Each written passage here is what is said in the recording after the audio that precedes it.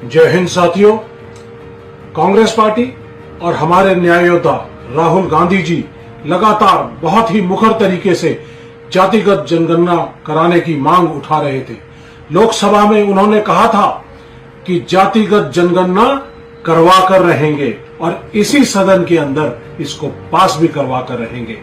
और अब बीजेपी सरकार ने, एनडीए की सरकार ने अचानक जातिगत जनगणना कराने का फैसला लिया है। कांग्रेस पार्टी इस फैसले को स्वागत करती है। इस पहले स्टेप के बाद जिस तरह से राहुल गांधी जी ने कहा कि इम्प्लीमेंटेशन स्कीम बहुत इंपॉर्टेंट है, किस तरह का डिजाइन किया जाएगा, हमें एक चीज का कॉशन जरूर देखना पड़ेगा कि कहीं ऐसा ना हो कि इम्प्लीमेंटेशन स्कीम के अंदर वो कुछ गड़बड़ी कर दे, कहीं ऐसा ना हो कि ये जुमला भर साबित हो जाए।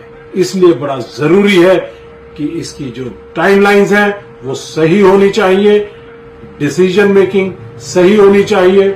50% का जो इमेजिनरी बाउंड्री जो बनाई हुई है रिजर्वेशन की वो टूट जानी चाहिए और इसका लाभ प्राइवेट सेक्टर के अंदर, प्राइवेट इंस्टीट्यूशंस के अंदर, जिस तरह से आप कहते हैं कि 15 में 15-5 एक सेक्शन के तहत ये प्राइवेट सेक्टर के अंदर भी, इनके इंस्टीट्यूशन के अंदर भी रिजर्वेशंस हैं, तो उसको भी सही तरीके से लागू करना चाहिए।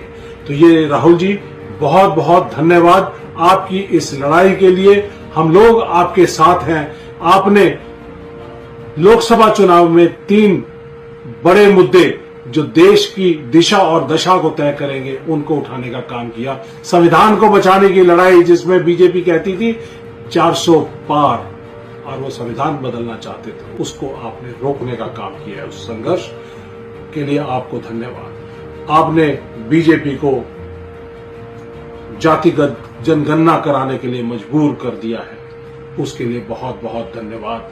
और अब अगली बारी अग्निपथ स्कीम को खत्म करके अग्निवीरों को रेगुलर करने की, आपने जिस तरह से शहीदों के साथ भेदभाव हो रहा है अग्निवीर और रेगुलर सैनिक के बीच में, उसको लोकसभा में भी, सड़क से संसद तक आपने इस बात को उठाया है, तो अगली बारी अग्निपथ को खत्म करने की है।